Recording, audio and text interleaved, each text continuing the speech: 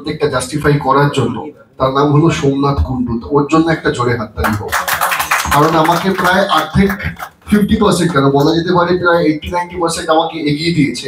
সেই লুকস গুলো যেভাবে উনি তৈরি করেছে, অটোমেটিক্যালি অ্যাক্টিংটা আমাকে করতেই হতো, না হলে পরে লুকস গুলোকে জাস্টিফাই করা যেত না। তো সুতরাং thanks to each and everyone associated with Bahurup. আর 29 তারিখ তো রিলিজ হচ্ছে, প্লিজ তোমরা সবাই দেখে এবং আজকের ট্রেলারটাও তোমরা প্রচার করো, আশা করি ভালো লাগবে।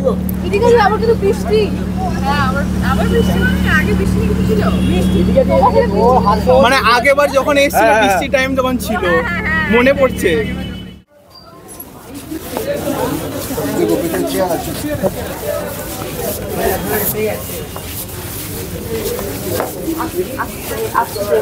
আমরা যদি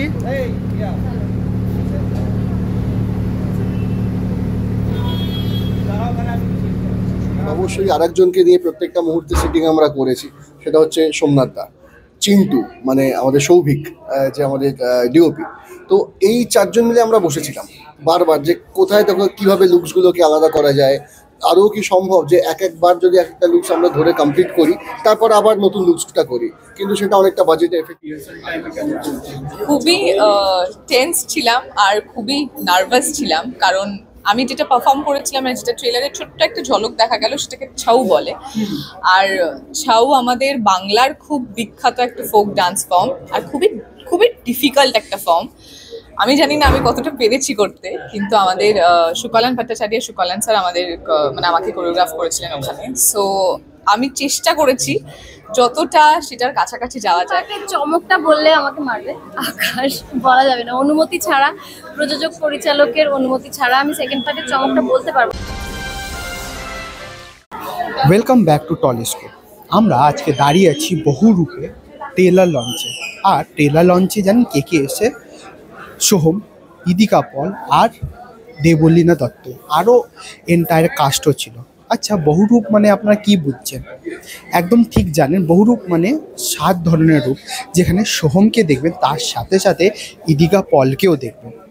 আর এখানে 7টা রূপ, মানে সোহমের 7টা রূপ, কি রূপ হবে এই ভিডিও মাধ্যমে আপনারা বুঝতেই। তাহলে যদি এই পর্বটা যদি ভালো লাগে তাহলে কি করতে হবে? Like and share to Tolliscope. Actually first and foremost অ্যাট্রাকশনে ছিল যে এই ক্যারেক্টারটা এত ভালো এবং একদম ডিফারেন্ট একটা চরিত্র, যেটা প্লে করতে গিয়ে বা যেটার ব্যাপারে যেটার মধ্যে অ্যাক্টিং করতে গিয়ে আমার মনে হয় আমাকে অনেকটা বেশি ওয়ার্কশপ করতে হয়েছে বা অনেকটা বেশি ভাবতে হয়েছে চরিত্রটা নিয়ে, যে কিভাবে এটার সঙ্গে জাস্টিফাই করা যায়। অ্যাকচুয়ালি যেহেতু এটা সাসপেন্স, তাই আমি একটু ব্যাপারটাকে সাসপেন্সেই রাখতে চাইছি। আমি চাইছি যে দর্শক যখন স্ক্রিনে দেখবে, হলে গিয়ে যখন দেখবে, তখন তারা আইডেন্টিফাই করুক যে ক্যারেক্টারটা কি, কেন ভালো। ইন কেস আমাদের সব থেকে টাফ জব ছিল যে একটা ক্যারেক্টারের সঙ্গে আরেকটা ক্যারেক্টার এতটাই আলাদা যে একটা ক্যারেক্টার প্লে করার সঙ্গে সঙ্গে সেই ক্যারেক্টার থেকে বেরিয়ে যখন আরেকটা টোটালি আলাদা গেটআপে আমরা যাচ্ছি, টোটালি আলাদা আরেকটা চরিত্র ধারণ করা। তো সেটার জন্য বিট্টুদা তখন এতেও বলছিলেন, মানে স্টেজে দাঁড়িয়েও বলছিল যে আমাদেরকে আকাশ, মানে আমাদের যে ডিরেক্টর, তার সঙ্গে আমাদেরকে ডিসকাস করতে হতো, যেহেতু আমরা অনেক সময় হচ্ছে যে একই দিনে দুটো ক্যারেক্টার করেছি। সো ওই টাইমটাতে একটা চরিত্র থেকে আরেকটা চরিত্র শিফট করাটা, এইটা একটা খুব চ্যালেঞ্জিং। টেন্স ছিলাম আর খুবই নার্ভাস ছিলাম, কারণ আমি যেটা পারফর্ম করেছিলাম, যেটা ট্রেলারে ছোট্ট একটা ঝলক দেখা গেল, সেটাকে ছাউ বলে। আর ছাউ আমাদের বাংলার খুব বিখ্যাত একটা ফোক ডান্স ফর্ম, আর খুবই খুবই ডিফিকাল্ট একটা ফর্ম। আমি জানি না আমি কতটা পেরেছি করতে, কিন্তু আমাদের সুকলান ভট্টাচার্য সুকলান স্যার আমাদের মানে আমাকে কোরিওগ্রাফ করেছিলেন ওখানে। সো আমি চেষ্টা করেছি যতটা সেটার কাছাকাছি যাওয়া যায়। জানি না বাকি, এটা একটা খুব ভারী প্রশ্ন হয়ে গেল, কিন্তু আমি যদি এই ভাইটাকে একটু সহজ করে বলি যে একটা ছবি বানানোটা আমাদের কাজ, একটা ছবিকে ভালো বানানোটা আমাদের কাজ, কিন্তু হিট বা ফ্লপ বা ব্লকবাস্টার বা সুপার হিট সেটা পুরোটাই ডিপেন্ড করছে দর্শকের ওপরে। এই পুরো ক্রেডিটটা যে দর্শক ভালোবাসছে বা একটা ছবিকে এত ভালো রেসপন্স দিচ্ছে, এইটা পুরো ক্রেডিটটা দর্শকের। এই ক্রেডিটটা একদমই আমাদের নয়। আমাদের কাজ ভালো ছবি বানানো, আমরা ভালো ছবি বানাচ্ছি। সেরকমই যেরকম এতদিন ধরে দর্শক আমাকে এত ভালোবাসা দিয়েছে, সেরকমভাবেই একটু ভরসা করে এই ছবিটাকেও দেখতে পারে। এই ছবিটাও সত্যি খুবই ভালো ছবি এবং একদম অন্য ধরনের একটা ছবি, যেটা এখনো অবধি আমরা আমাদের ইন্ডাস্ট্রিতে দেখি। অ্যাকচুয়ালি খুব ভালো লাগে, কারণ যখনই সুপারস্টাররা বা স্টারেরা কোনো কাজ করে তখন তারা তাদের মানে তারা নিজেদের কাজটা নিয়ে খুবই কনসিয়াস থাকে। তো তারা যে আমাকে যোগ্য ভাবে বা আমাকে ভাবে যে আমি তাদের প্রজেক্টের একটা পার্ট হতে পারবো, এইটা ভাবলে আমার খুবই ভালো লাগে। আমি ফিল ব্লেসড। অডিয়েন্সকে একটাই কথা বলবো এবং রিকোয়েস্ট করব যে আপনারা সবাই 29শে অগস্ট আমাদের ছবি বহুরূপ রিলিজ করছে। সবাই আপনাদের কাছের প্রেক্ষাগৃহে অবশ্যই আসুন, দেখুন এবং অনেক ভালোবাসা দিন। আমি এটুকু হলফ করে বলতে পারি যে ছবিটা আপনাদের হোমওয়ার্ক তো চূড়ান্ত ভাবে করতে হয়েছে একদম প্রথম দিন থেকে, যবে থেকে হাতে স্ক্রিপ্টটা পেয়েছি তবে থেকে, কারণ এটা হোমওয়ার্ক না করলে না হতো না। এবং এই হোমওয়ার্কে আমাকে পুরোটা অ্যাসিস্ট করেছে হচ্ছে আকাশ, ঠিক আছে, কারণ প্রচুর কোয়েশ্চেন এসছে কাজটা করতে গিয়ে। তো সেই ক্ষেত্রে আকাশের যদি অ্যাসিস্ট্যান্ট না পেতাম তাহলে হয়তো আর সেটা সম্ভব হতো না। অ্যান্ড অবশ্যই আরেকজনকে নিয়ে প্রত্যেকটা মুহূর্তে সিটিং আমরা করেছি, সেটা হচ্ছে সোমনাথ দা, চিন্টু মানে আমাদের সৌভিক যে আমাদের ডিওপি। তো এই চারজন মিলে আমরা বসেছিলাম বারবার যে কোথায় তখন কীভাবে লুকসগুলোকে আলাদা করা যায়, আদৌ কি সম্ভব যে একবার যদি একটা লুকস আমরা ধরে কমপ্লিট করি তারপর আবার নতুন লুকসটা করি, কিন্তু সেটা অনেকটা বাজেটে এফেক্ট পড়ে যায়, কারণ শিডিউলের ওপর কেটে যায়।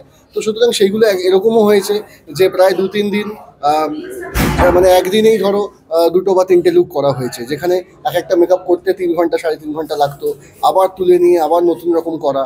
তো সেইটা সবটা মিলিয়ে ওভারঅল একটা চ্যালেঞ্জিং ফেজ তো ছিলই।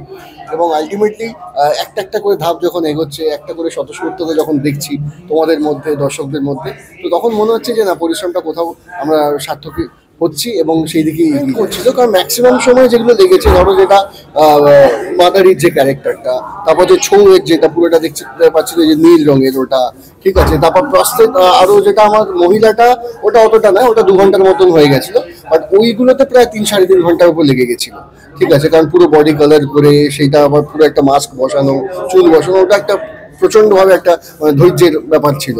আর যেটা কল টাইমে ধরো সকাল 7টায় থাকতো, সোমনাথ আমরা পৌঁছে যেতাম তারও আরো 2 ঘন্টা আগে, ঠিক আছে। তো সুতরাং ওটা দিয়ে শুরু হবে, যদি বলতে চাই না মানে পুরোটাই আনফোল্ড করে দেওয়া হবে এই থ্রিলারটা, মিস্ট্রি থাকবে না। শুধু এইটুকু তোমরাও বুঝতে পেরেছো যে এটা বেসিক্যালি সাইকোলজিক্যাল থ্রিলার, চূড়ান্ত ইন্টেন্স একটা ক্যারেক্টার, এবং যে ক্যারেক্টারটা পুরোপুরি একজনের মধ্যে ঢুকে যায়, একজন অভিনেতা হিসেবে দেখানো হয়েছে, যেখানে প্রথম অভিমন্যু হিসেবে যেখানে ইন্ট্রোডাকশনটা হচ্ছে, তো সেইখানে, এবং সে একজন অবভিয়াসলি একজন সুপারস্টার, সে তখন বিভিন্ন ছবি করছে, এবং এই ছবিটি করার মধ্যে তার মধ্যে এতগুলো ক্যারেক্টার চলে আসে, ঠিক আছে। এবং তারপরে কি হচ্ছে না হচ্ছে আর বলি, কারণ দেখো পরীক্ষা দিয়েছি, এটা একটা কনফিডেন্স আছে যে ভালো পরীক্ষাটা দিয়েছি। এবার রেজাল্টের পালা তো ওনাদের হাতে, এবার ওনারা কত মার্কস দেবেন ওনাদের ওপর। বাট এইটুকুই আমার তোমাদের মারফত ওনাদের কাছে রিকোয়েস্ট থাকবে যে সবাই তোমরা সিনেমা হলে গিয়ে সিনেমাটা দেখে তারপর জানাও। যদি খারাপ লাগে মাথা পেতে নেবো, যদি ভালো লাগে আরও ইন্সপায়ার্ড হবো ভালো কাজ করার। কিন্তু প্লিজ কোনো সোশ্যাল মিডিয়ার বক্তব্যে বা কোনো রকমভাবে অন্য কারোর থেকে না শুনে ডিরেক্টলি আপনারা নিজেরা পৌঁছে যান সিনেমা হলে, গিয়ে সিনেমা দেখুন, তারপর যেটাই ভালো লাগবে সেটা মাথা পেতে। এদিকে সাথে নো ডাউট খুব ভালো অভিনেত্রী একজন, এবং এখানে ওর সেই প্ল্যাটফর্মটা রয়েছে যেখানে প্রত্যেকটা মুহূর্তে এদিকাকে আমরা নতুন রকমভাবে পেয়েছি। তো সেই ক্ষেত্রে একজন খুব ভালো অভিনেত্রী, এবং সেই ক্যারেক্টারগুলোকে তো সেটা জাস্টিফাই তো করেইছে। পার্টের চমকটা বললে আমাকে মারবে, আকাশ বলা যাবে না, অনুমতি ছাড়া, প্রযোজক পরিচালকের অনুমতি ছাড়া আমি সেকেন্ড পার্টের চমকটা বলতে পারবো না। তবে এইটুকু বলতে পারি, আমাকে শুধু যখন আকাশ বলেছিল যে দেবনাথী দ্বিতীয় ভাগে তোমার চরিত্র না ঠিক এইভাবে শুরু হবে বলে, সিনটা কি শুরুর সিনটা, সেটা যখন আমাকে বর্ণনা করেছিল আমার দারুণ লেগেছিল শুনে। কিন্তু আমি কি সেটা ভেবে এই ছবিটা করলাম? না, সেটা ভেবে কি এই ক্যামিওটা করলাম? তা কিন্তু নয়। যদি না এই যে ক্যামিওটা, এটার সিনটা পড়ে আমার ভালো না লাগতো তাহলে আমি করতাম না। আমি ভাবিনি যে আমার একটা সিন পরে এত ভালো লেগে যাবে যে আমার মনে হবে যে অভিনেতা হিসেবে আমার মনে হবে না এই সিনটাতে আমার ইচ্ছে করছে অভিনয় করতে। সেটা আমার মনে হয়েছে খুব যত্ন করে লেখা, খুব মন দিয়ে লেখা, খুব অথেন্টিসিটি মেনটেন করে। অথেন্টিসিটির কথা কেন বলছি, কেন একটা আর্টিস্টের চরিত্র এবং সেখানে ঠিকঠাক করে লিখতে হয়, না হলে গন্ডগোল হয়ে যায়। যদি একটা সিন আমার পরে এত ভালো লাগতে পারে তাহলে গোটা ছবিটা কতটা ভালো লাগতে পারে। তারপরে আমার ব্যক্তিগতভাবে ট্রেলার খুব ভালো লেগেছে, টিজারও খুব ভালো লেগেছে। আমার কৌতূহল হচ্ছে ছবিটা থিয়েটারে গিয়ে দেখা। দর্শক ভিডিও ভালো লাগলে লাইক এবং শেয়ার করুন, কমেন্ট সেকশনে গিয়ে জানান আপনাদের মতামত। কোথায় থেকে দেখছেন সেটাও আমাদের জানাবেন, তাহলে আমরা বুঝতে পারবো কত দূর আমরা পৌঁছতে পারলাম। আরও ভিডিও পেতে আমাদের চ্যানেলটি সাবস্ক্রাইব করুন এবং প্রতি মুহূর্তে আপডেট পেতে প্রেস করুন পাশে থাকা বেল আইকন।